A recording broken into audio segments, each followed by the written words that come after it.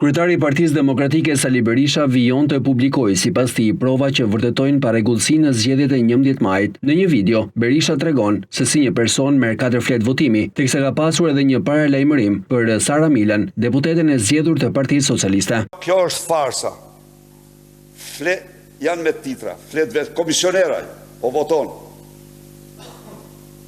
Kriminali elektoral me uniform komisioneri e nxjerr prap votën. Nuk ndalet. Prap vot. Komisioneri e kontrollon fletë e votimit para se ai ta hedh në kutitë votimit.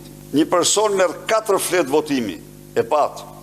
Aty ku Sara Mile, Arkend Balla shkojnë me hanxhart e troplinëve dhe Suel Çels, komisionerit i ngelet shumë pak hapësirë. Problemi është se zgjedhjet zhvillohen në kusht të një terrori të papar politik e një terrori të papar të karteleve të drogës dhe organizatave më të rrezikshme kriminale. Ju tregojmë ju nesër qendra votimi ku gjatë gjithë ditës votojnë komisionerët dhe ato votat gjitha shkojnë për princeshën e burgjeve Sara Mila.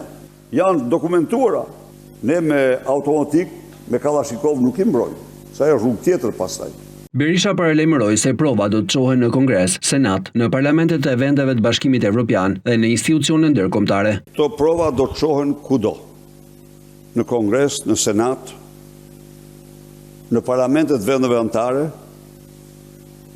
në institucionet ndërkombëtare. Me një dallim. Normal është të shkohet me raportin përfundimtar. Se ku shkohen që të merret permanent me një problem nuk e ka. Dhe kjo është arsyeja që në shumë vende ku duhet të ishin këto prova, akoma nuk janë, sepse duhet finalizohet raporti dhe të jenë pjesë e raportit përfundimtar. Kryetari i Partisë Demokratike akuzoi kryeministrin Edi Rama se është përpjekur të ushqejë ndërkombëtarëve mënyrën se si u zhvilluan zgjedhjet, ndërsa në anën tjetër Partia Demokratike po bën transparencë me fakte dhe dokumente.